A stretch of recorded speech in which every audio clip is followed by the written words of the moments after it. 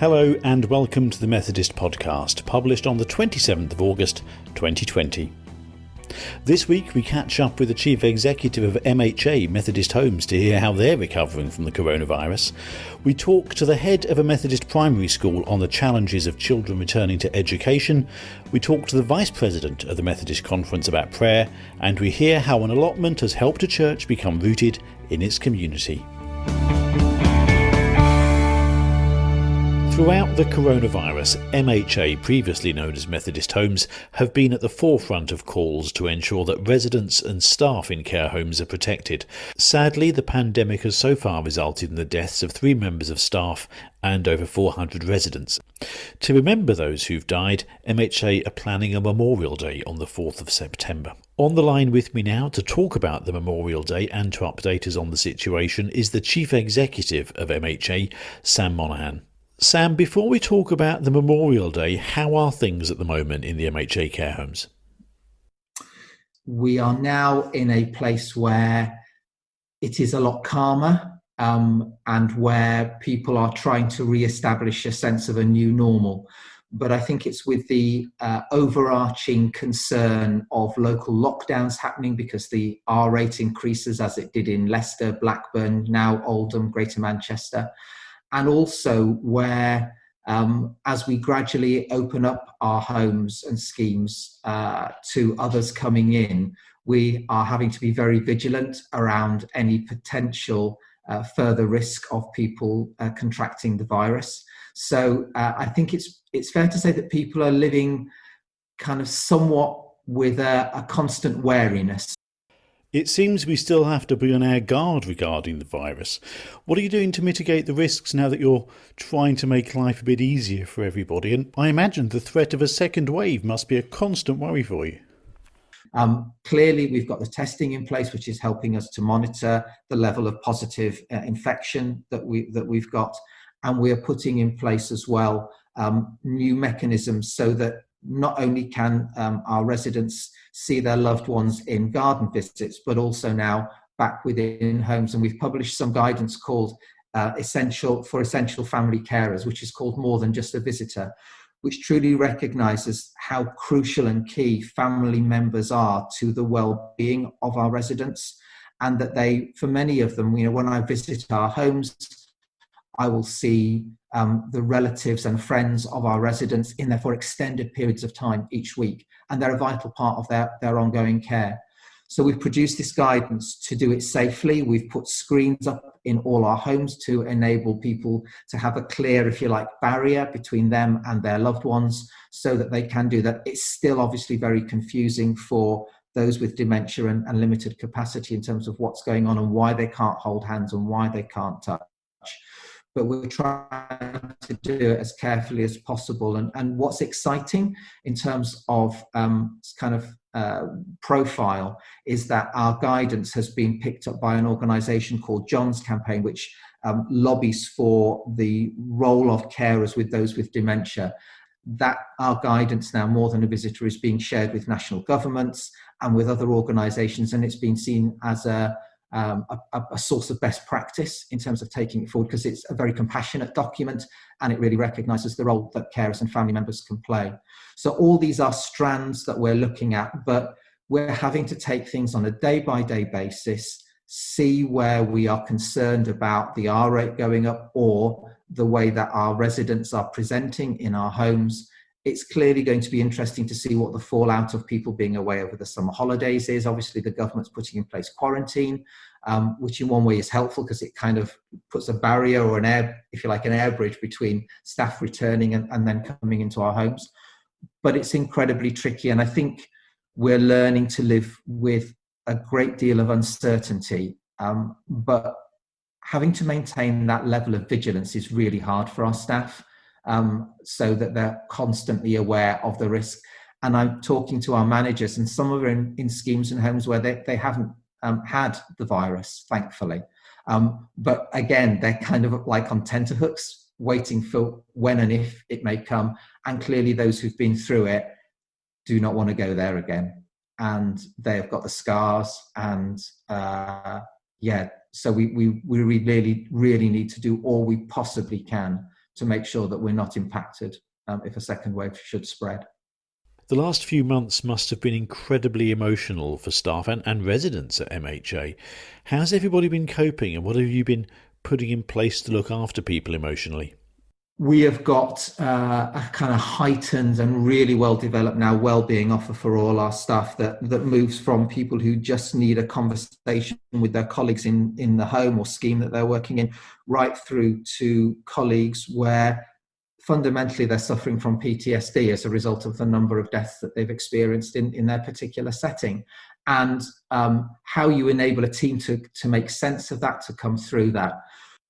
One of the really important things that we're going to do as part of, I suppose, seeking to meet and address and recognise the whole issue of the loss that has been experienced is we're having a Memorial Day across all our homes and schemes and offices in MHA on Friday, the 4th of September.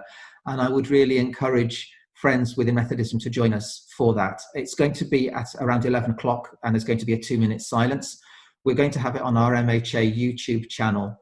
And it's going to be an opportunity to remember not only all those we have lost as a result of COVID or suspected COVID, but anybody who died during that period, because for many residents, families will not have been able to be with them at the end through to lockdown. So it's an opportunity for us all to come together.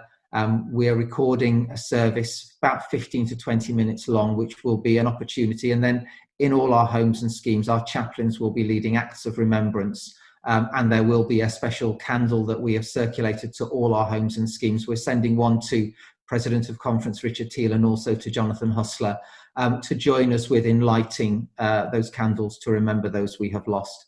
But I think it's going to be an ongoing process. We felt we couldn't wait until the end of the pandemic, whenever that may be, to do this, that we had to mark where we'd gotten to. And then at the end, hopefully when we've got a vaccine and things can truly come back to a more normalized state, we can do something then.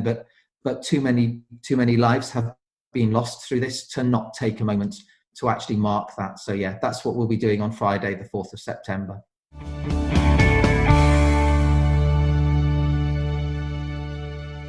The new academic year is upon us, and last week we considered the difficult issue of results.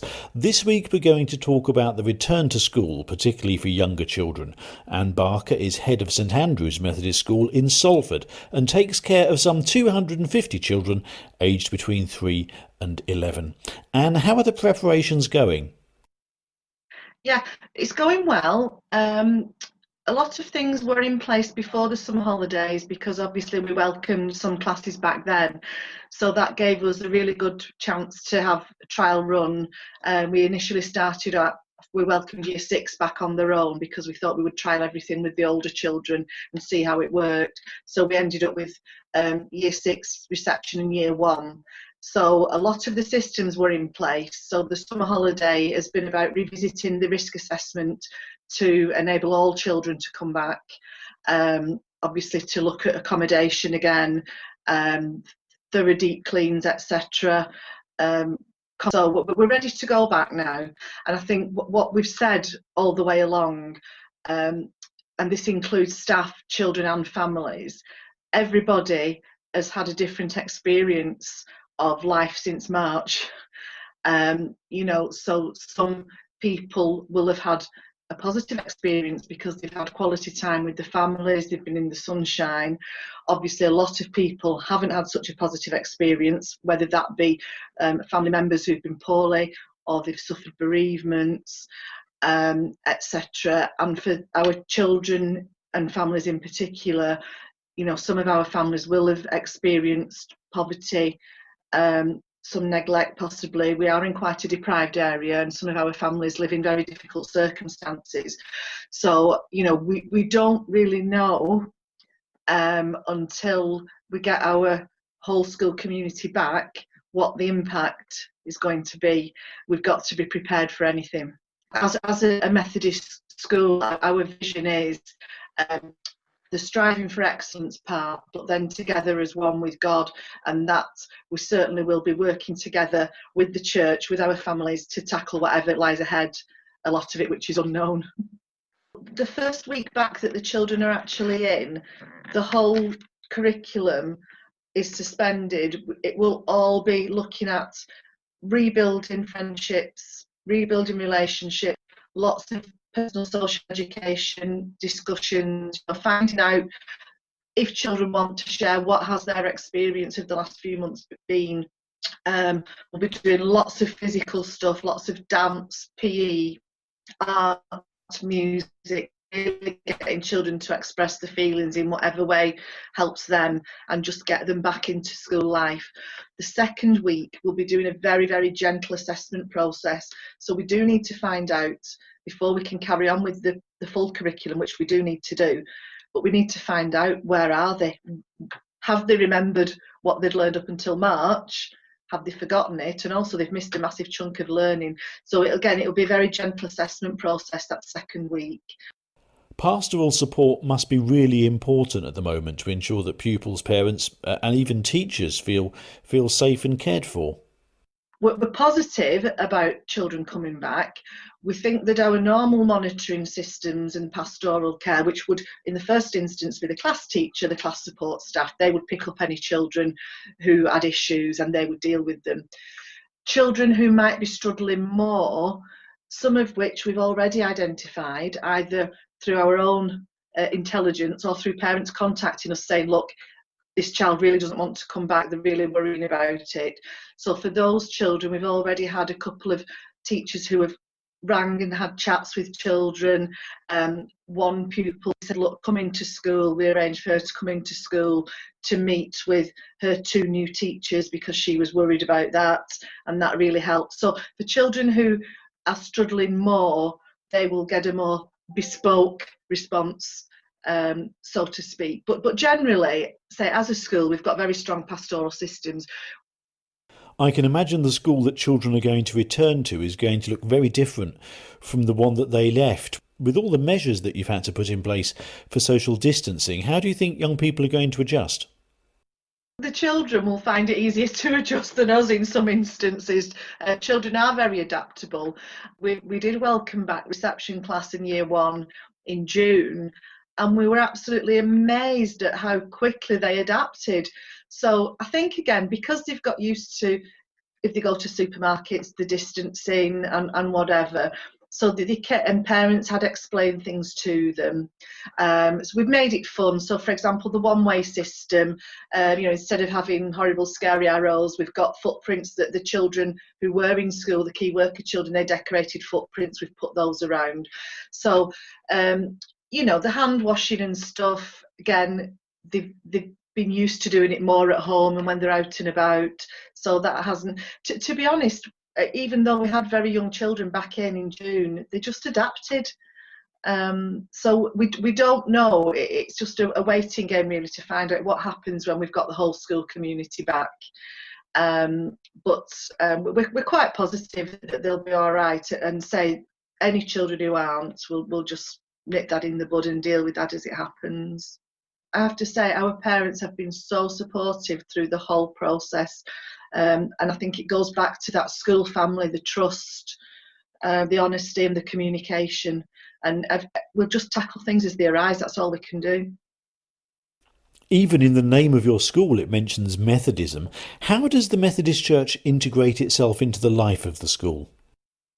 Well, normally, obviously pre-lockdown, we work extremely closely, and church members, foundation governors, the minister are regular visitors in and out of school. They volunteer, they lead worship, they're a very, very active part of our school life, are as members of the local community outside, and it's something we really pride ourselves on.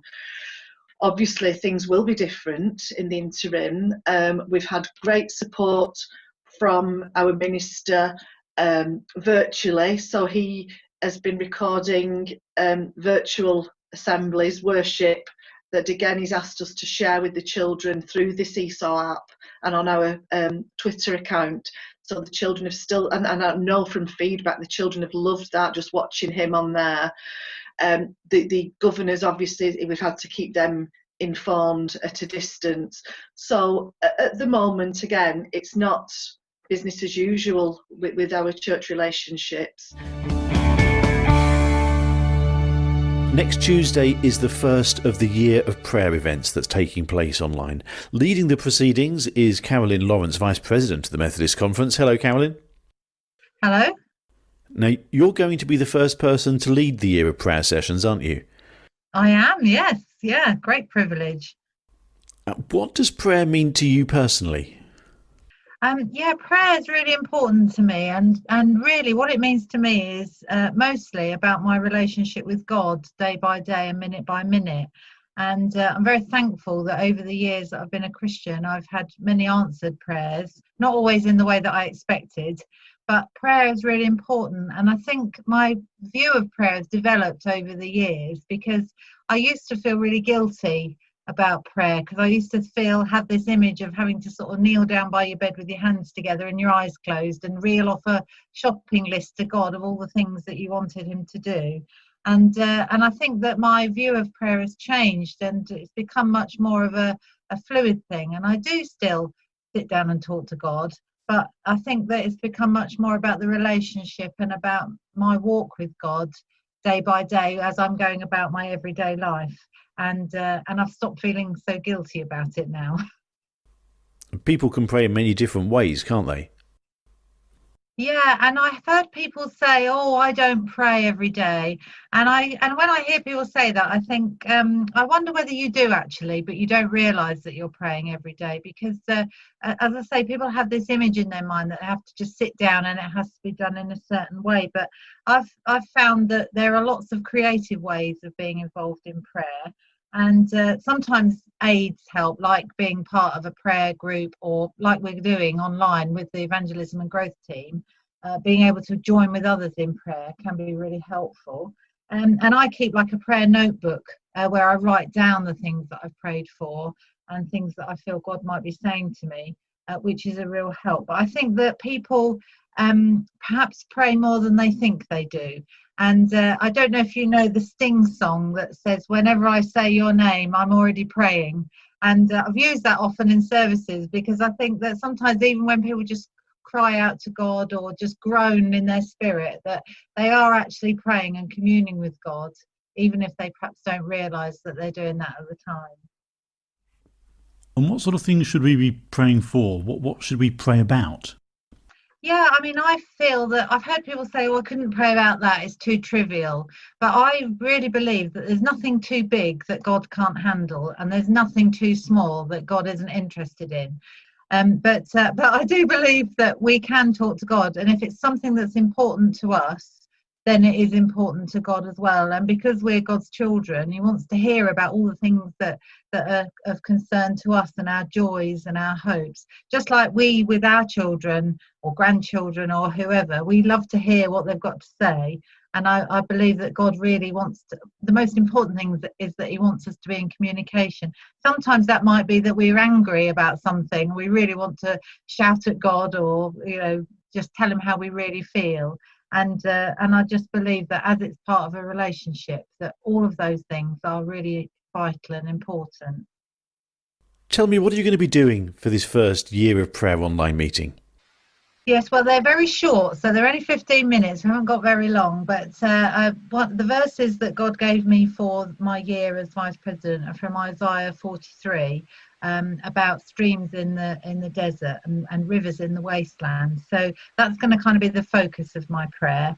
And just hopefully in that very short time help people just to reflect on those verses, and to just experience God and just being in God's presence. I don't want to give it away because it's very short as it is, so just a very short clip.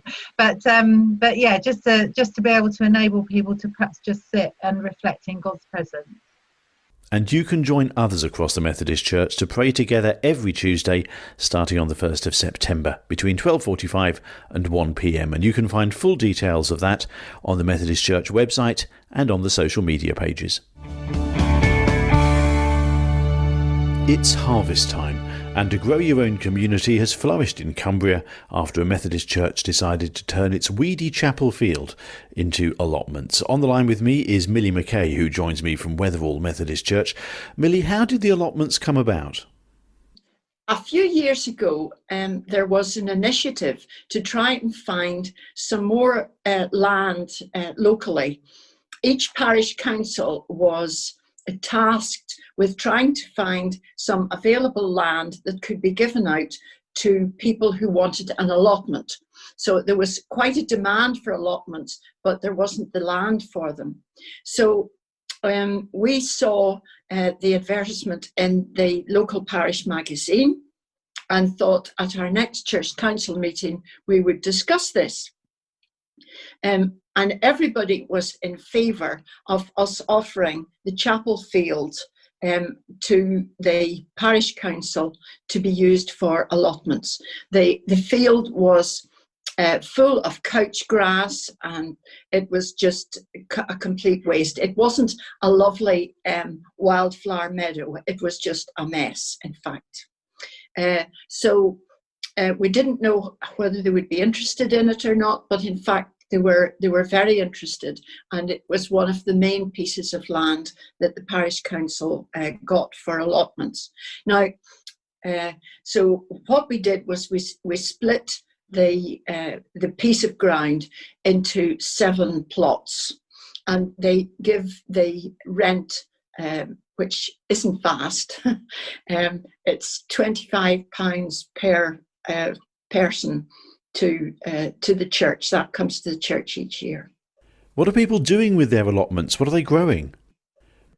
There were a lot of people interested in having an allotment to grow soft fruit and vegetables, and that's mainly still what the allotments are used for. So I've had a look round, and I've also asked them and the sort of things that they're growing. To begin with, of course, to help clear the land, they did a lot of potatoes, because that's always a good thing to start off with. But they still grow potatoes, both the new potatoes and then main crop potatoes. So they're lifting the new potatoes at the moment, but the main crop is still in the ground. Everybody grows, I think, some potatoes.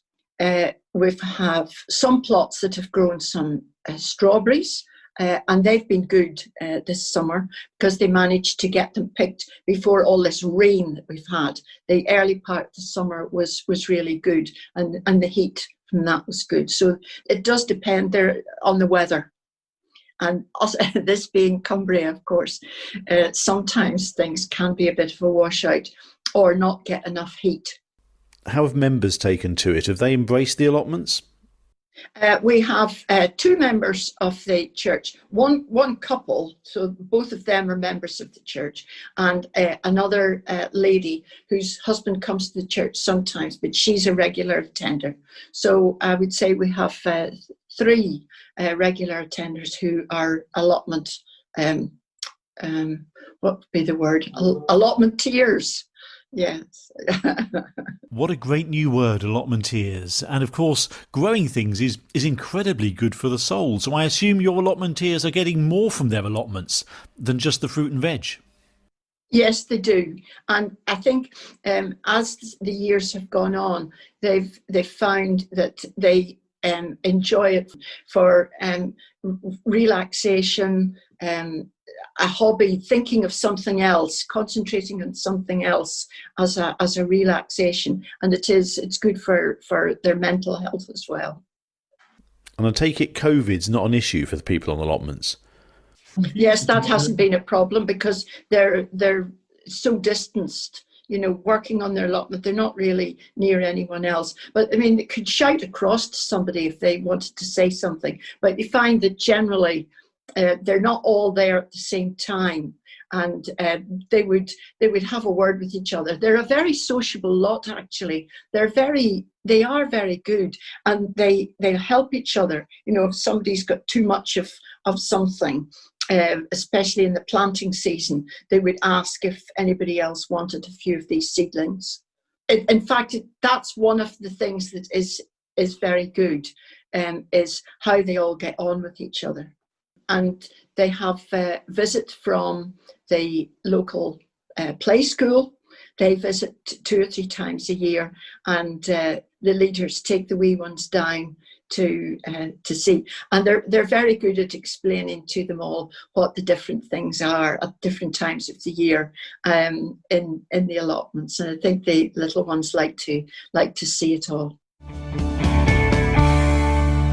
This week's prayer is shared with us by the Vice President of the Methodist Conference, Carolyn Lawrence. Lord God, your word says, "Forget the former things, do not dwell on the past. See, I am doing a new thing. Now it springs up, do you not perceive it? I am making a way in the desert and streams in the wasteland." Thank you, Lord, for the ways we have seen and experienced your streams of living water through these dry and difficult days. Thank you that we can look to the future with hope as you do a new thing amongst us. Help us to have the discernment to hear your voice and the courage to follow in obedience wherever you may call us to go, even if it's out of our comfort zone. Amen.